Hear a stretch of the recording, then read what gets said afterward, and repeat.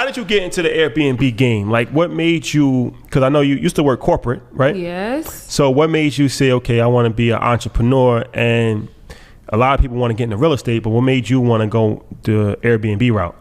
So when you talk about real estate, there's a lot of different avenues to the real estate industry.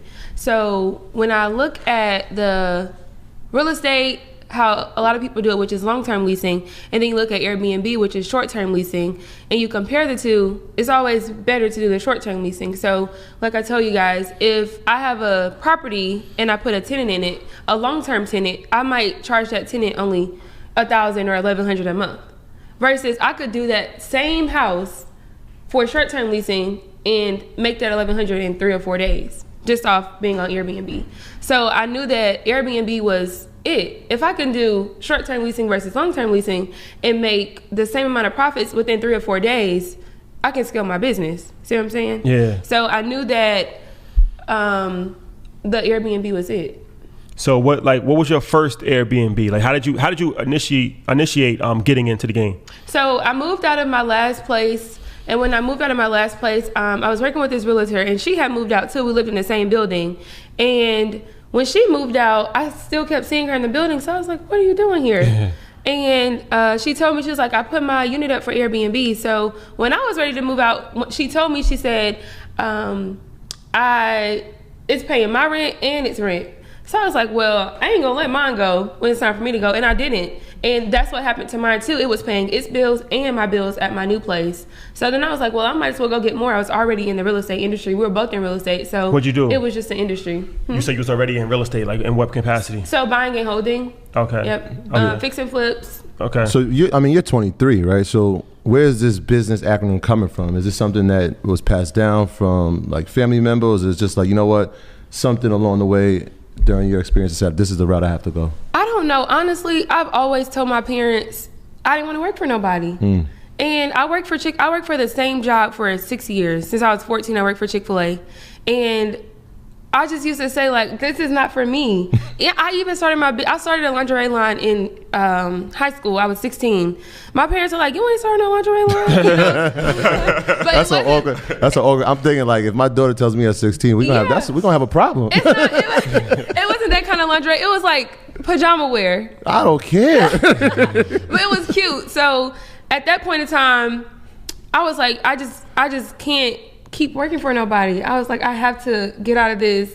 My mom worked for the same company for 15 years. My dad, same thing. So it's like, who's gonna break it? There honestly, my stepfather is the only entrepreneur in our family, and he came along later on down the line. So somebody had to break it. And it was you. It was me, the chosen child. Yeah, we just had that conversation last night. As far as like, we come from like working class environments, working class families, and working class communities, where it's like, you know, the goal a lot of times is to get a good job. Right. You know what I'm saying? Like even a good, college, like, like quote unquote, what's considered a good job. Right. But it's like, that's really a race to nowhere. Not to knock a job, but it's like, ultimately, you're one paycheck away from poverty. Right. Right. You're just over broke. You're working for 30 years. You don't really have enough to retire. And it's like, you see that with parents, grandparents, and it's like you said, it's like the entrepreneur route is not something that was always taught. Like now it is. Yeah. But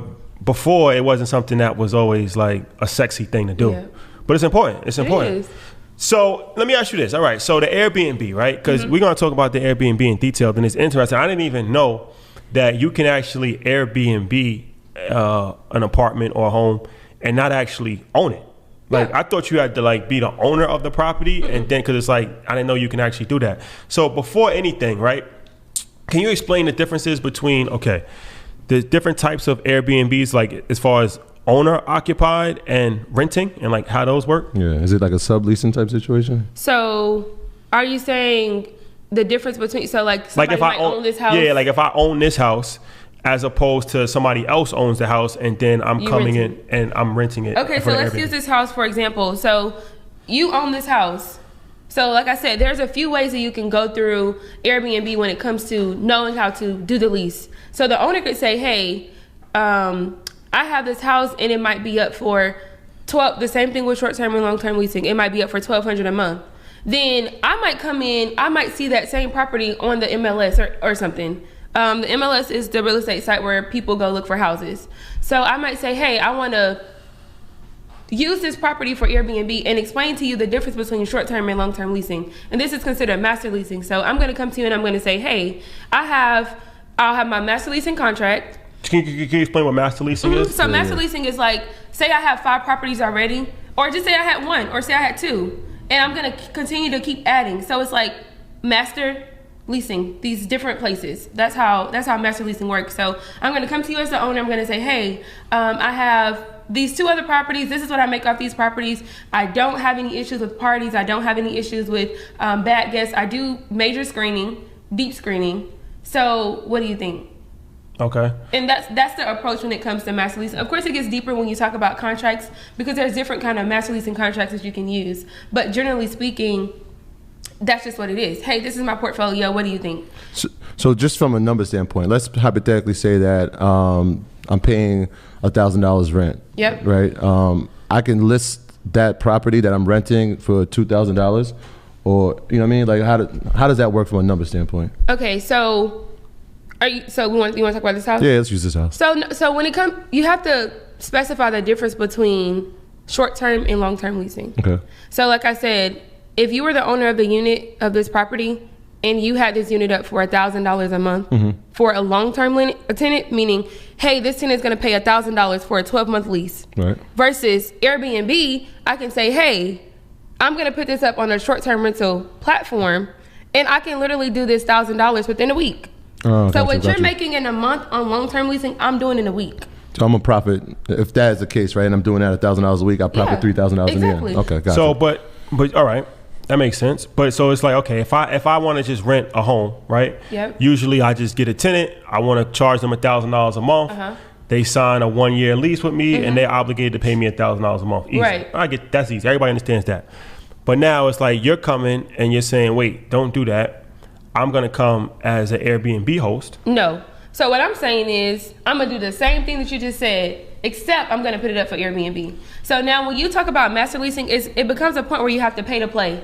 So you might have this unit up for $1,000, but I might need to convince you that I want to put it up on a short-term rental platform. So I might say, hey, let me give you $1,400 a month. Okay. See what I'm saying? Okay. Gotcha. And I'm going to go put it up on the platform. Gotcha. Let me give you $1,400 a month. Your deposit might be half the rent. So your deposit might be $500. Okay, bet. Let me give you an $800 deposit.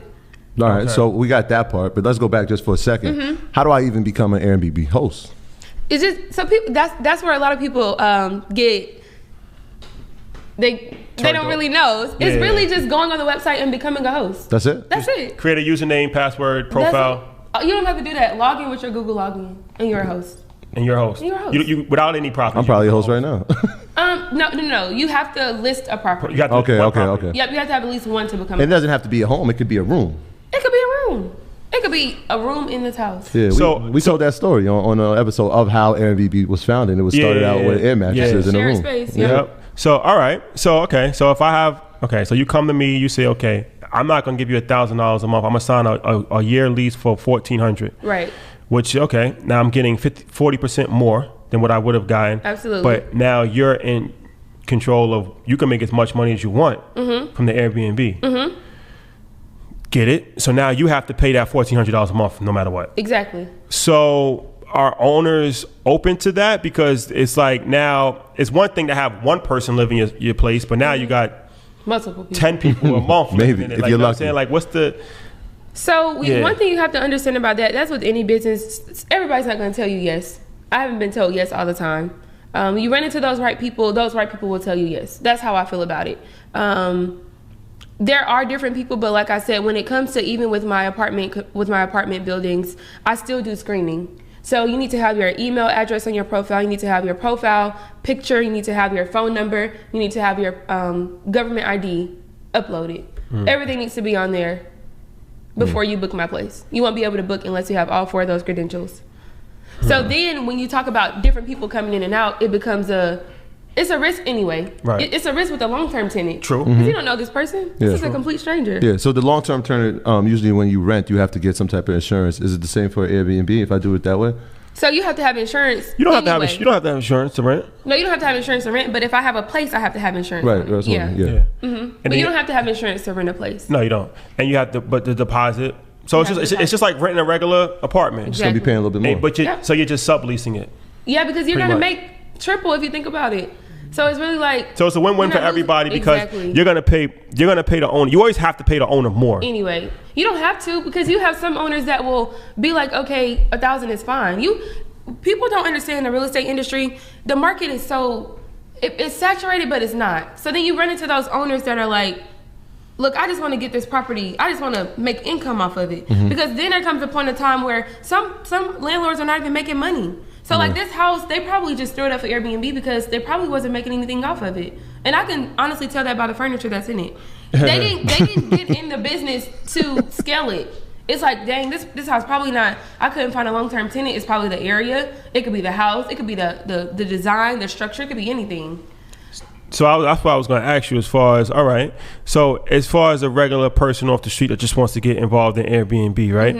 How do you know? Because it's like you sign a 1-year lease, but you're not planning on living there. It's a risk. Yes. If you can't.